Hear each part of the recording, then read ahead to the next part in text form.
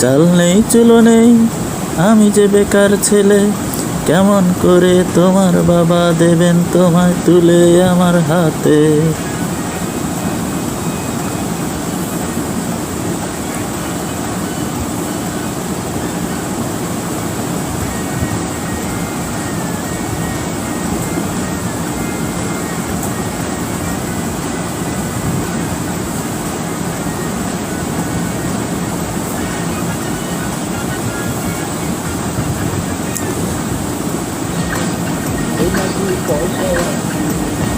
কাশ্মারে থাকে তোমার বাবার বাড়ি।